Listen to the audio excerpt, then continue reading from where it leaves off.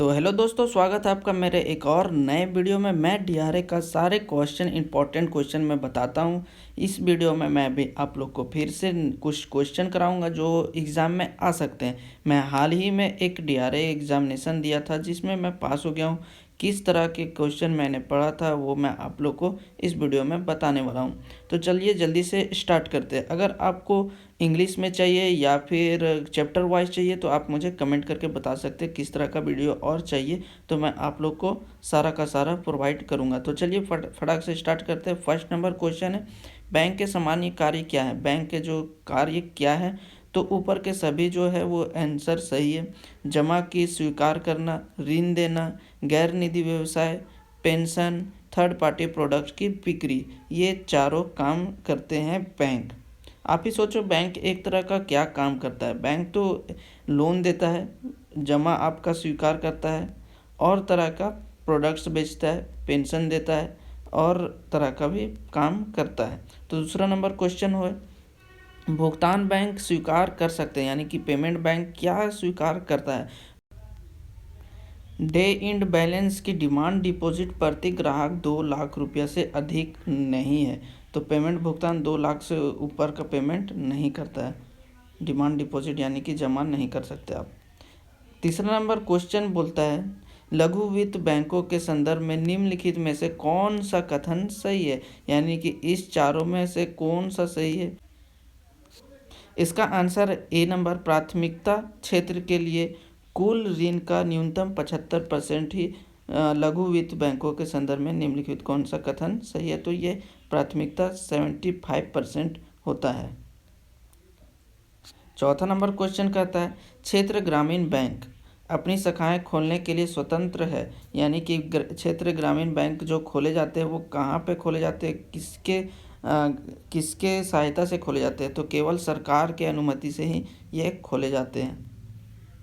5 number question है, ग्राहक शब्द को इसमें किसमें, थोड़ा सा गलती टाइपिंग में हो गया है, किसमें परिभाषित किया गया है? तो पीएमएलए 2002 में जो कानून बना था उसमें आपका ग्राहक शब्द को परिभाषित किया गया है।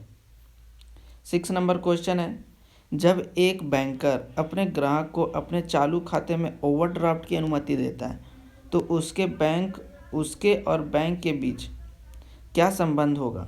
तो इसका आंसर हो जाएगा डी नंबर, लेनदार और देनदार का संबंध बनेगा।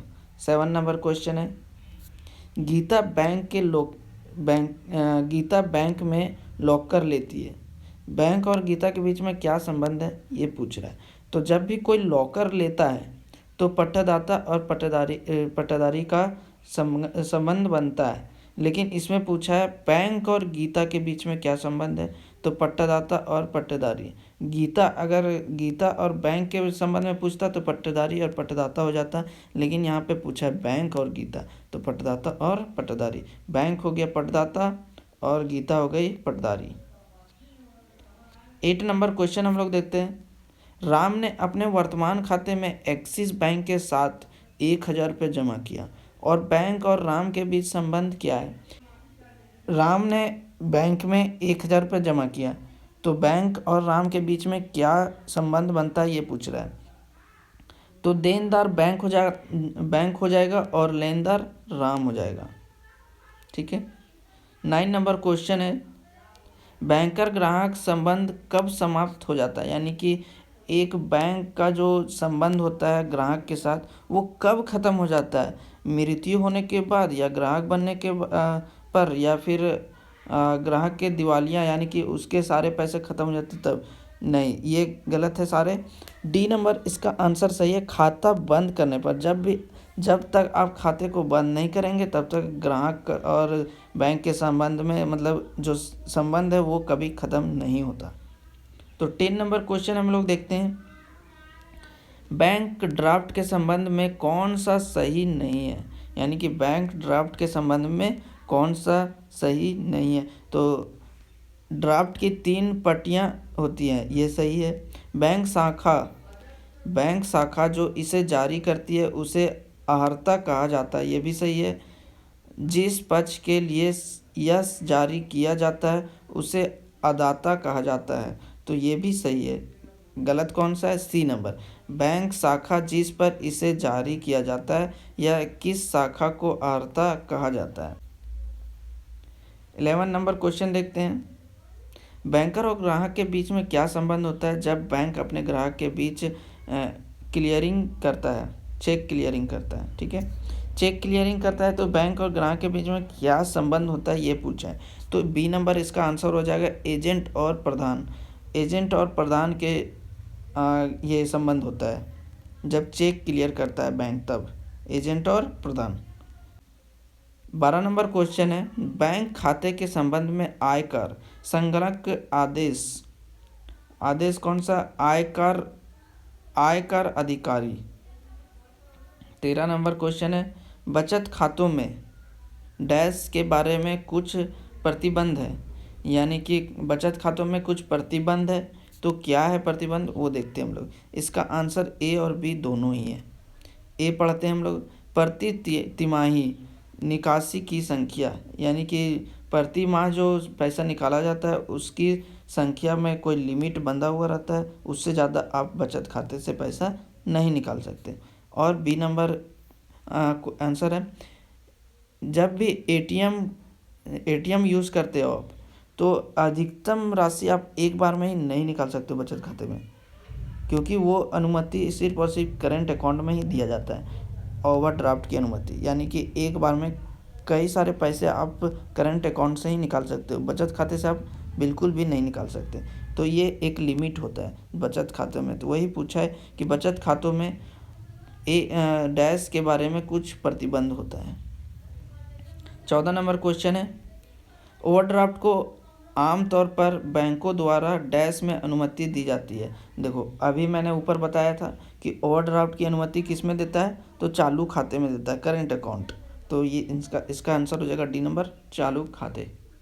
15 नंबर क्वेश्चन है, बैंक की सावधि जमा की विशेषताएं इस प्रकार है, यानी कि बैंक की सावधि जमा क्या होता है? सावधि जमा एक फिक्स डिपॉजिट होता है। तो इसका आंसर नहीं दिया हुआ है तो मैं आप लोग को बता देता हूँ, ऊपर के सभी आंसर सही है, चारों का चारों इसमें ऊपर के सभी आंसर इसमें सही है।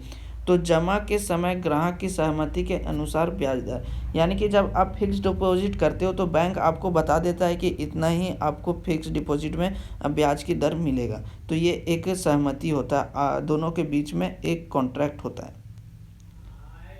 जमा की निश्चित अवधि, यानी कि एक निश्चित अवधि होता है, कुछ समय तक आप कर सकते हो, जैसे 1 साल, 2 साल या 7 साल या 10 साल, उससे ज़्यादा नहीं होता है। 10 साल के बाद, 10 साल से ओवर नहीं होता, और 7 दिन से पहले आप फिक्स डिपॉजिट नहीं करा सकते। ब्याज का आवधिक भुगतान, और डी नंबर हो जाएगा, सावधि जमा कम से कम 7 दिन होना चाहिए और 10 वर्ष तक अधिकतम होता है। तो ये हो जाता है चारों आंसर सही 15 का। 16 नंबर क्वेश्चन देखते हैं हम लोग, सावधि जमा नहीं हो सकता, यानी कि फिक्स डिपॉजिट नहीं हो सकता, कब नहीं हो सकता? तीसरे पक्ष के जब सिग्नेचर आप करवाते हो, जैसे कि बैंक और आप फिक्स डिपॉजिट कर रहे हो तो सिग्नेचर तो आप ही करोगे ना, तीसरे को आप करवा दोगे तो वो तो गलत हो जाएगा, फिर वो तो आपका फिक्स डिपॉजिट होगा ही नहीं।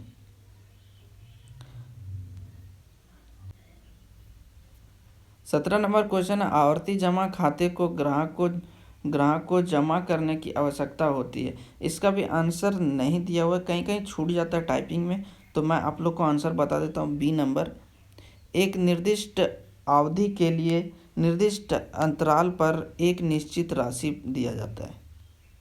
18 नंबर क्वेश्चन है, बचत बैंक पर ब्याज का भुगतान किया जा सकता है।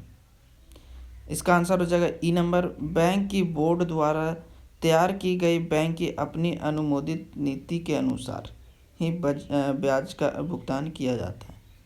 19 नंबर क्वेश्चन है, मांग जमा वो है, कौन सा मांग जमा होता है? सी और ई आंसर इसका है। तो सी नंबर, जिसे मांग पर वापस किया जा सकता है, यानी कि आप अगर मांग करते हो बैंक से पैसा तो वो आपको वापस कर देता है। और ई नंबर जो सी है, यानी कि चालू खाता, और SBI यानी कि बचत खाता, सेविंग अकाउंट, चालू खाता, करंट अकाउंट, यही 2 अकाउंट है जो आप मांग सकते हो पैसा वापस तुरंत, और बैंक आपको देता भी है। 20 नंबर क्वेश्चन है, लास्ट हम लोग एक क्वेश्चन देख लेते हैं 20 नंबर। चालू खाते के जमाकर्ता डैश के हकदार नहीं है, यानी कि चालू खाते में जो होता है करंट अकाउंट जो होता है कौन सा हकदार नहीं होता है, तो ब्याज का हकदार वो नहीं होता है। करंट अकाउंट में आपको ब्याज बिल्कुल भी नहीं मिलता, क्योंकि वो आप तुरंत पैसा डालते हो तुरंत पैसा निकालते हो, ये बिजनेसमैन के लिए होता है, इसलिए इसमें आपको ब्याज नहीं मिलता। तो थैंक यू सो मच आपको मेरे इस चैनल में आने के लिए और